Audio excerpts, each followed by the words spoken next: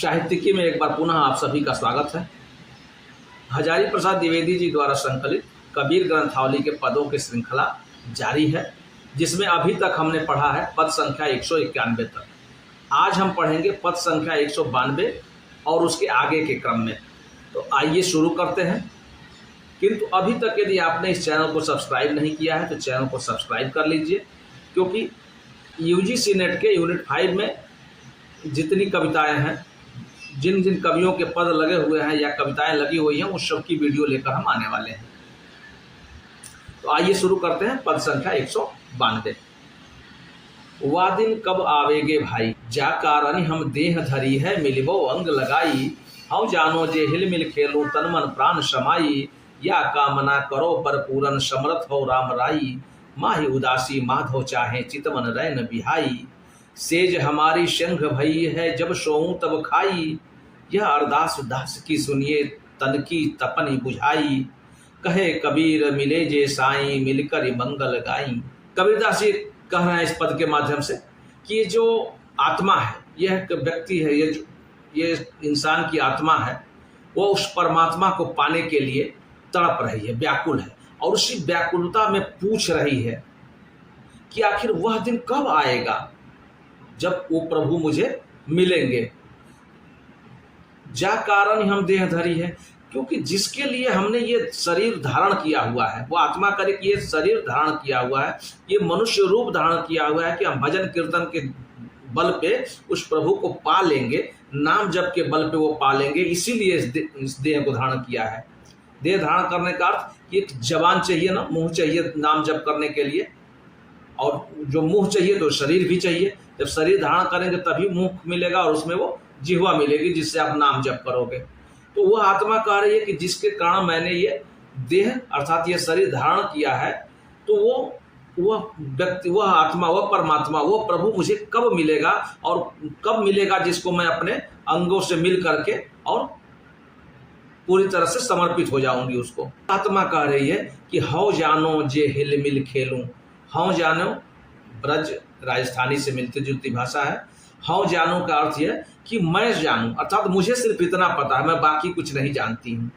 मैं तो सिर्फ इतना जानती हूँ कि वो मुझे मिल जाए और मैं उनसे हिल मिल जाऊं, मिल मिल करके उनके साथ खेलूं, उनमें तन मन प्राण समाई, और ये अपना तन मन और अपने प्राण भी उन्हीं के अंदर समा दूं, समर्पित कर दूं। ये मेरी सिर्फ इच्छा है, मैं सिर्फ इतना जानती हूँ, बाकी कुछ नहीं जानती हूँ।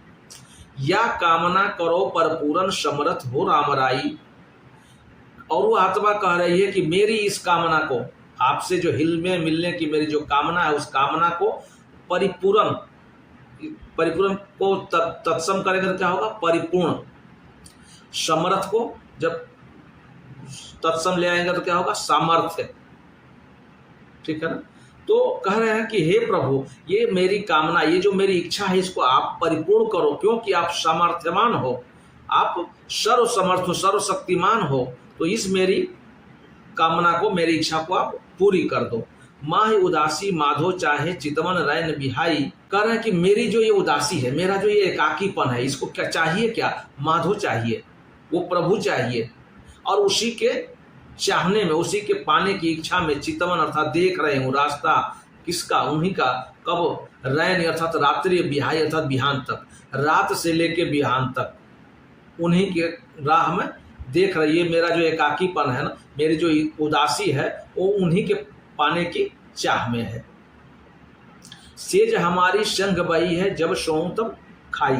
और ये कह रहे हैं कि ये जो हमारी सेज है ना, जो मेरे ये सोने की जगह है, वो शंख भई है, अर्थात शंख अर्थात सिंह, सीट हो गई है। जब उस पर मैं सोने जाती हूँ तो वो काट करके खाने लगती है, मुझे लग रहा है कि मुझे खा जाएगी। और शंख, चूंकि सेज स्त्रीलिंग है ना, तो इसलिए सिंह की जगह इसको सिंघनी या शेरनी कह सकते हैं, कि ये जो हमारी सेज है वो शेरनी की तरह है, जब मैं उस पर सोने जाती हूँ तो लगता है मुझे खा जाएगी। यह अरदास दास की सुनिए तन की तपन बुझाई। कह रहे हैं कि ये अरदास अर्थात ये जो विनती है, अपने इस दास की विनती को सुन लीजिए, और ये मेरे शरीर की जो तपन है अर्थात अग्नि है उसको बुझाइए। और कबीरदास जी कह रहे हैं कि आप मुझे मिल जाइए ताकि मैं मिल करके मंगलगान कर सकूं, वो ऐसी आत्मा कह रही है। आध्यात्मिक अर्थों में देखेंगे तो ये है कि यह आत्मा उस परमात्मा से मिलने के लिए तड़प रही है, उससे मिलने के लिए इसने शरीर धारण किया हुआ है। तो इसको ये आत्मा चाहती है कि मुझे कुछ नहीं पता है, अर्थात मुझे इस संसार में और कुछ नहीं चाहिए, वो प्रभु चाहिए, उसी से मैं मिलना चाहती हूँ और उसी को पाने के लिए मैं उदास हूँ। एकाकीपन हो गया है मेरे जीवन में, मुझे कुछ अच्छा नहीं लग रहा है। और रात से लेकर सुबह तक और सुबह से लेकर पुनः रात तक उसी की राह देख रही हूँ। सेज हमारी संग, भाई सेज क्या है? इस आत्मा के लिए सेज क्या है? ये जीवन है, अर्थात यह जीवन अब मेरे लिए काटने को दौड़ रहा है। ये जीवन में मुझे कुछ भी रुचि नहीं है, मैं इस जीवन को त्यागना चाहता हूँ। तो हे प्रभु, अब मेरी विनती सुन लीजिए और ये जीवन में जो मेरी अग्नि लगी हुई है ना, इस जीवन की अग्नि को बुझाइए और मुझे मिल जाइए, ताकि आपको मिल करके मैं प्रसन्न हो जाऊं और मैं खुशी के गीत गा सकूं।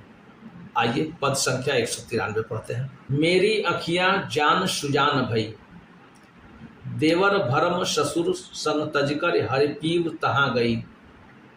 बाले पने के कर्म हमारे काटे जान दई, बाह पकड़ कर कृपा किन्हीं आई समीप लई।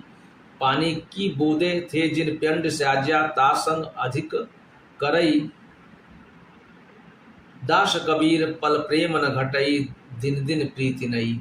कबीरदास जी इन पंक्तियों के माध्यम से कह रहे हैं कि वो अब जो आत्मा है उसको जब वो प्रभु की कृपा मिल जाती है, जैसे पिछले पद में कहा कि वो प्रभु से विनती कर रही है कि मेरी विनती सुन लीजिए और मुझे अपना लीजिए। अब यहाँ आत्मा उस परमात्मा से विनती करती है, या जो आत्मा रूपी दुल्हन है वो अपने उस जो आत्मा रूपी दुल्हन है, अब उसको लग रहा है कि वो प्रभु मिल गए हैं, तो मिल गए हैं तो उसका बखान कर रही है। कह रही है कि मेरी अखियां जान सुजान भई, अर्थात जब वो प्रभु मुझे मिल गए हैं तो मेरे आँखियाँ अब क्या हो गई है, आंखों में ज्ञान की लौ लग गई है, ज्ञान की ज्योति आ गई है। देवर भरम ससुर संग तजकर, देवर कह रहे हैं, देवर क्या है? देवर करने का अर्थ यह है, देवर का जो रिश्ता होता है सांसारिक रिश्तों में, वो होता है खुशियों का होता है, छेड़छाड़ का होता है, मतलब खुश होने का होता है, खुशियां मनाने का होता है। और ससुर का जो रिश्ता होता है वो रीति रिवाजों परंपराओं का होता है, लोक लाज का होता है। तो ये कह रही है, कबीरदास जी कह रहे हैं कि ये जो आत्मा है ये कह रही है कि अब ये जो सांसारिक खुशियों में जो भ्रमित हुई थी, मैं भ्रम में पड़ी हुई थी, और जो इस ससुर के रीति रिवाजों और परंपराओं में उलझी हुई थी, इन सब को त्याग करके वो प्रभु रूपी प्रियतम मेरा जहाँ है, अब मैं वहाँ पहुँच गई हूँ। इसलिए मेरी आँखियाँ अब सुजान हो गई है, अर्थात इसमें ज्ञान की ज्योति आ गई है, मुझे सब कुछ दिख रहा है, क्या सच है वो मुझे दिखने लगा है।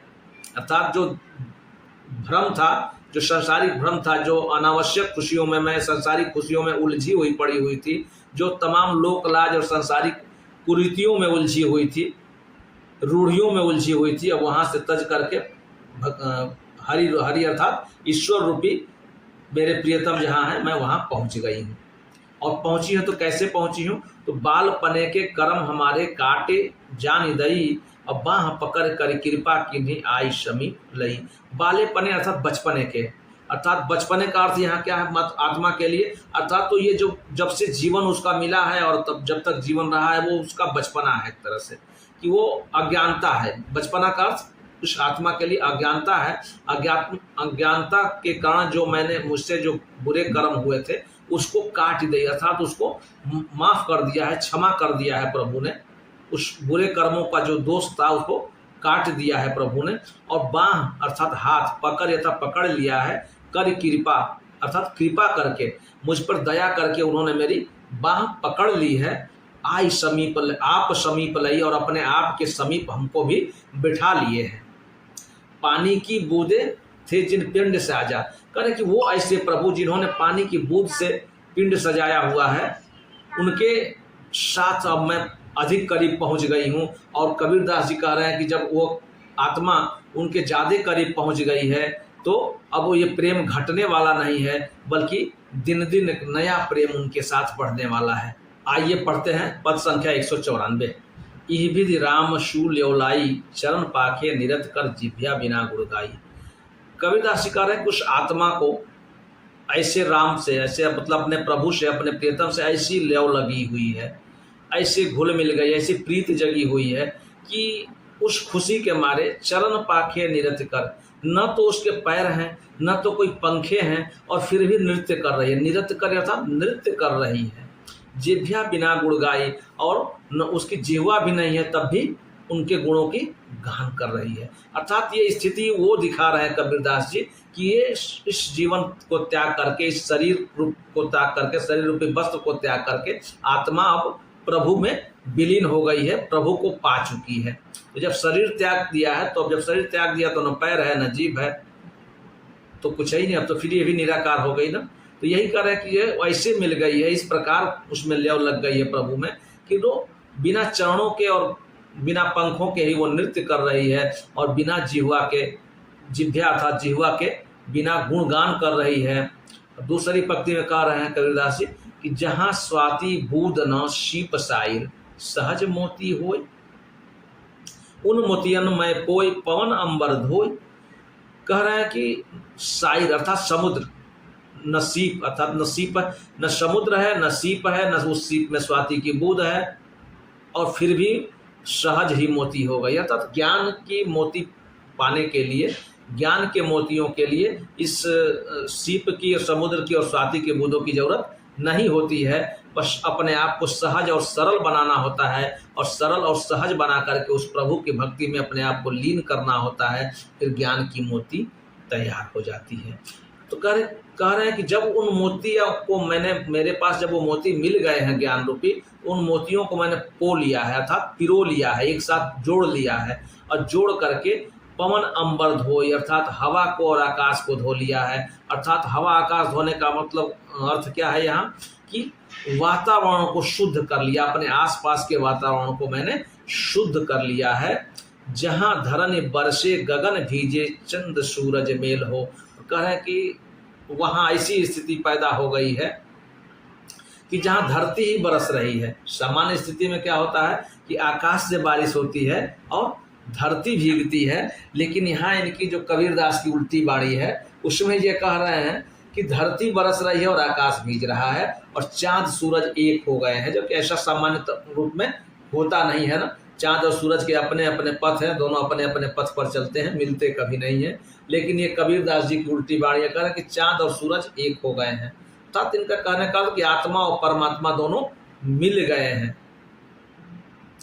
दो ही मिल जहाँ जड़न लागे करत हंसा खेल, कर दोनों मिल गए। अब ये धरती के बरसने का क्या अर्थ है यहाँ पहले देख लेते हैं। ये आत्मा है जो धरती पे निवास कर रही थी ना, जब वो शरीर धारण करके थी तो धरती पे निवास कर रही थी। अर्थात ये जो धरती वाला अंश है वो जा करके और प्रेम की बारिश कर रहा है, उसके प्रभु भीग रहे हैं।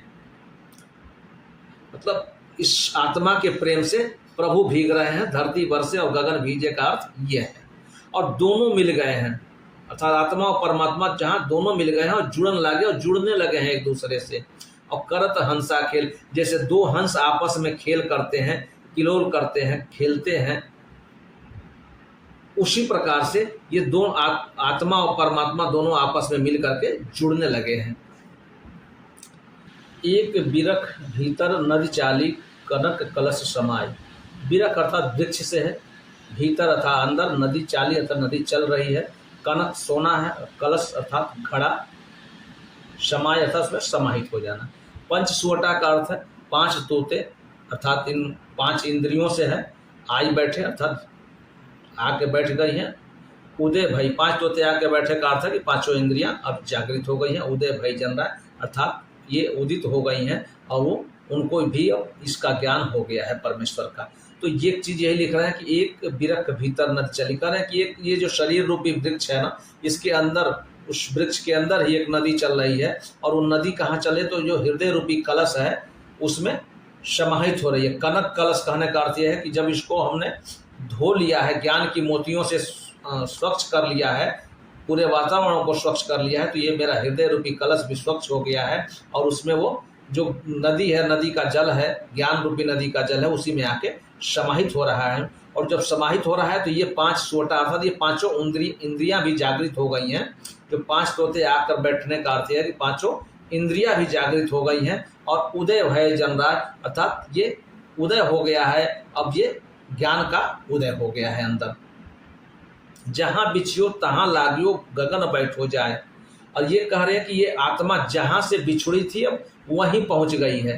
अर्थात जहां बिछियो अर्थात जहां से बिछड़ियो, जहां से बिछड़ी थी वहीं लागियो, अर्थात ये आत्मा उस परमात्मा का रूप है।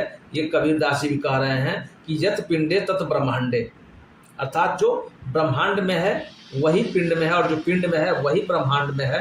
तो ये कहने का अर्थ है कि जहाँ से बिछड़ के आया हुआ था, अर्थात ये आत्मा जब शरीर रूप धारण की थी तो उसी ब्रह्मांड से बिछुड़ करके यहाँ आई थी और उसी ब्रह्मांड में पुनः जा करके मिल गई है। अर्थात जहाँ से बिछुड़ी थी वहीं लग गई है। गगन बैठ हो जाए, उस आकाश में स्थित परम पद में स्थित परम ब्रह्म के पास जा करके समाहित हो गई है। जन कबीर बटा हुआ जिन मार्ग लियो चाय।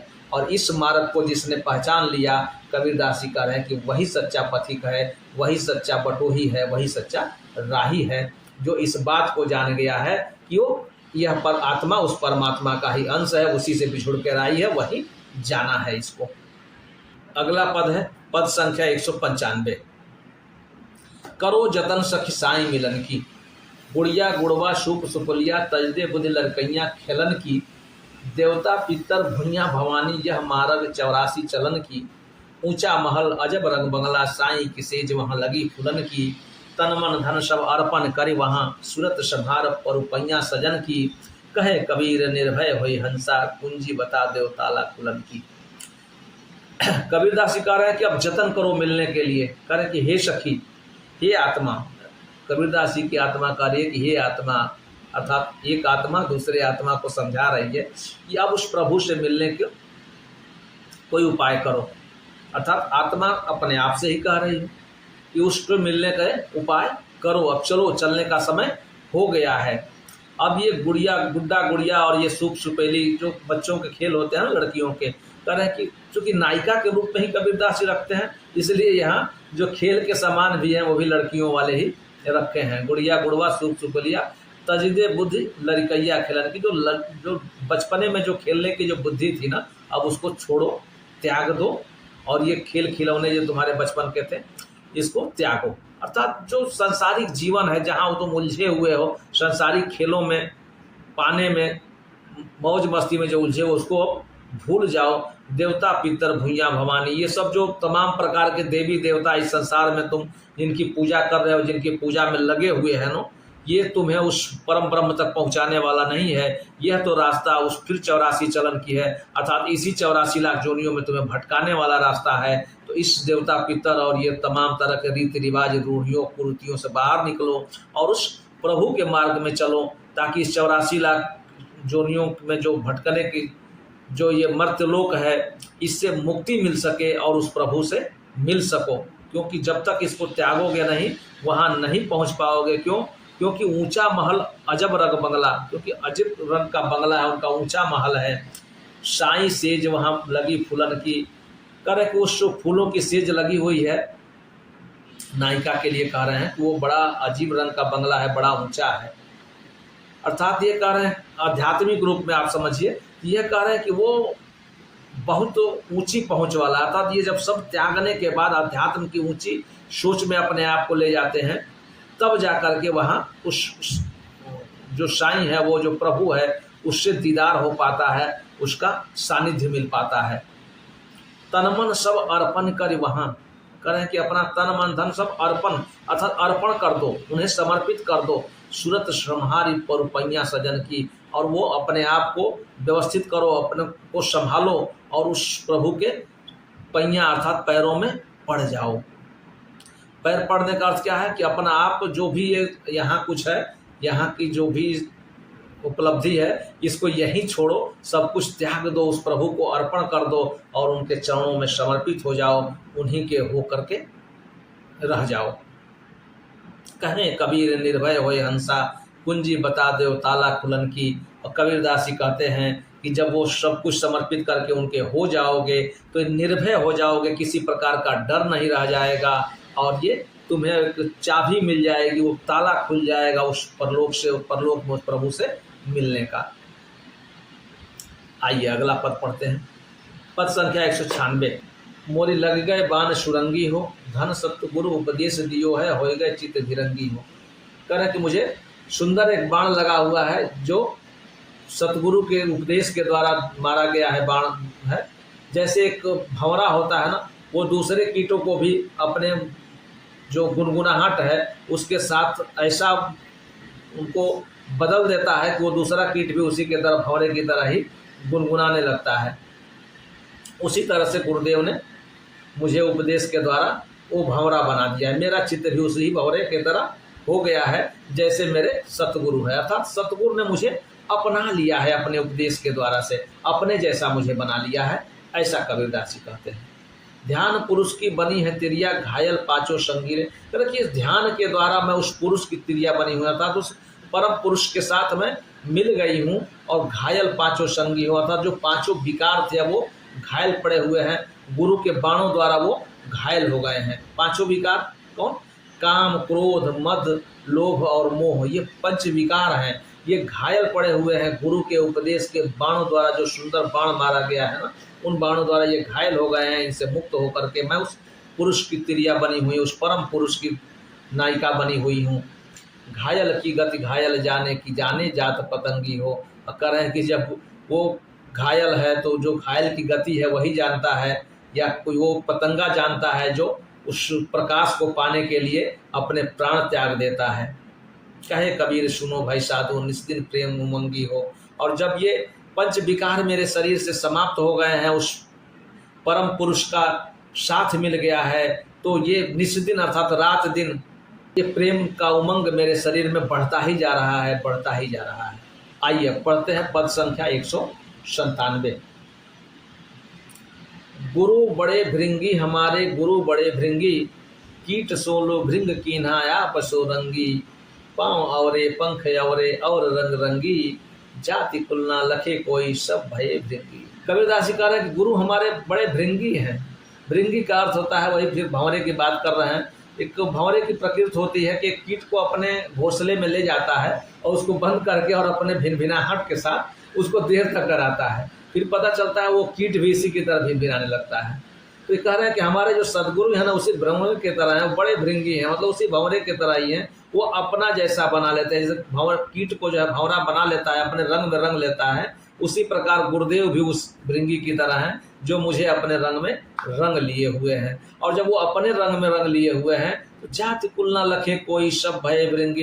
अब किसकी जात देखना है, कौन किस जात का कीट है और किस कुल खानदान का है, अब तो सब के सब भृंगी बने हुए हैं, अर्थात सब वही गीत गा रहे हैं, उस प्रभु के नाम को जप रहे हैं, गा रहे हैं, सब भृंगी हैं, अब कोई पहचान नहीं है। नदी नाले मिले गंगे कहलावे गंगी, दरियाव दरिया जा समाने संग में संगी, चलत मनसा चलत कीन्ही मन हुआ पंगी, तत्मे निहतत दरसा संग में संगी। जैसे गंगा नदी बह रही हैं और उसमें अगल बगल के जो भी छोटी मोटी नदियां नाले जो भी मिलते जाते हैं, सब आगे चल जा करके गंगा ही कहलाते हैं, फिर उनका कोई भेद नहीं रह जाता है। अब जमुना यदि प्रयागराज में आके गंगा में मिल गई है तो आगे जाने के बाद फिर जमुना का कोई भेद नहीं रह जाता है कि काशी में जाके आप बता सके कि इसमें से यमुना कौन है। ठीक है, उसी प्रकार तमाम छोटी बड़ी नदियां हैं या तमाम जो दरिया हैं छोटे छोटे, वो जा करके दरिया अर्थात समुद्र में मिल जाते हैं, तो उसके सामने कोई अलग भेद नहीं रह जाता है, सब उसी के संग में उसी के संगी हो जाते हैं। चलत मनसा अचल कीन्ही मन हुआ पंगी। चलत मनसा का अर्थ है, मनसा अर्थात ये मन, और चलत अर्थात चंचल, जो चलायमान हो। इस चंचल मन को उन्होंने अचल कर दिया है। किसने? सतगुरु ने। और अचल कर दिया है तो ये कैसा हो गया? पंगी हो गया, अर्थात ये चल नहीं सकता, पंगु हो गया, लंगड़ा हो गया है। पता इसका भावार्थ क्या है? कि इस जो चंचल मन था इसको उन्होंने स्थिर कर दिया है और वो सिर्फ प्रभु के तरफ लगा हुआ है। और लगा हुआ है तो किसमें? तत्व में निहित दरसा संग में संगी। अब वो उस तत्व में जो है, उस तत्व को परम तत्व को दर्शा अर्थात देख लिया है, अपने इस तत्व में उस परम तत्व को देख लिया है, अर्थात वो परम ब्रह्म का जिस तत्व से बने हुए हैं उसी तत्व से ये आत्मा भी बनी हुई है। तो इसमें उसने ऐसी उसको दरस हो गई है, अर्थात देख लिया है और उन्हीं के संग में उनका संगी बना हुआ है। बंधते निर्बंध की ना तोड़ सब तंगी, कहे कबीर किया अगम गम नाम रंग रंगी। कह रहे हैं कि इस गुरुदेव ने इस तमाम अज्ञानता के बंधन को तोड़ दिया है, जिसमें मैं तंग था, जिससे मैं बंधा हुआ था, उस बंधन को गुरुदेव ने तोड़ दिया है। और कबीरदास जी कहते हैं कि जो अगम था अर्थात जहाँ जाना मुश्किल था उसको गम कर दिया है, अर्थात वहाँ जाना आसान कर दिया है और उसी के रंग में रंग दिया है। ये गुरुदेव की कृपा है, गुरुदेव के कारण ऐसा हो पाया है। आगे पढ़ते हैं पद संख्या 198। कबीरदास जी इसमें लिखते हैं कि पिया मेरा जागे मैं कैसे सोई रे, 5 सखी मेरे संग की सहेली, उन रंग रंगी पिया रंग न मिली रे। सास सयानी ननद बुरानी, उंडर डरी पिय सार न जानी रे। कबीरदास जी कह रहे हैं कि वो आत्मा कह रही है कि मेरा जो प्रियतम है वो जाग रहा है, अर्थात वो प्रभु वो ईश्वर है, वो जाग रहा है, सबको देख रहा है, सबकी चिंता करने वाला तो वही है और मैं सोई हुई हूँ, जबकि मुझे चिंता करनी चाहिए उसके पास जाने की। और कैसे सोई हुई हूँ, कैसे उलझी हुई हूँ, तो 5 सख मेरे संग की सहेली, मेरे 5 सखियाँ हैं, मेरे ये पंच विकार जो हैं ये मुझे उलझाए हुए हैं, काम क्रोध मद लोभ और मोह, ये 5 पंच विकार हैं जो मेरे मित्र बने हुए हैं और मित्र बन के मेरे उलझाए हुए हैं मुझे, और जिनके कारण मैं अपने उस प्रियतम के रंग में नहीं रंग पा रही हूँ, नहीं मिल पा रही हूँ, इन्हीं सखियों सहेलियों में मैं उलझी हुई हूँ। अर्थात ये जो सांसारिक सुख है ना, ये सांसारिक जो विकार है इन्हीं में उलझ करके मुझे उस प्रियतम का ध्यान नहीं है। सास सयानी ननद बुरानी, उनडर डरी ये सार न जानी। ये सास और ननद ये वही सामाजिक रीति रिवाज रूढ़ियाँ कुरीतियाँ हैं। सास ननद का ही काम होता है ना, तमाम जो पारिवारिक संस्कार हैं उनको बताना कि ऐसे रहो ऐसे रहो, ऐसा किया जाता है वैसा किया जाता है। कबीरदास जी कहते हैं कि ये सब बेकार है, सिर्फ एक प्रभु सत्य है। तो इन सब बेकार बातों में उलझ करके तुमने उस प्रभु को जाना ही नहीं। वो आत्मा को अब अफसोस हो रहा है कि वो प्रियतम मेरा जाग रहा है और मैं सोई हुई है, तमाम कुरीतियों में तमाम रूढ़ियों में उलझी हुई हूँ, बेकार की बातों में उलझी हुई हूँ, और जाना मुझे कहाँ है, पहुँचना कहाँ उस प्रिय के पास। तो द्वार 10 ऊपर सेज बिछानी, चढ़ न सको मारी ला लजानी री। तो कह रहे कि द्वार 10 ऊपर, अब है क्या कि जो 10 छिद्र कहे गए हैं इस शरीर में, 9 तो सामान्य रूप से हैं, जैसे 2 आंखें 2 कान 2 नाक 1 मुंह 7 हो गए, और विसर्जन के लिए मलमूत्र त्याग के लिए 2 छिद्र वहां भी बनाए गए हैं, 9 हो गए।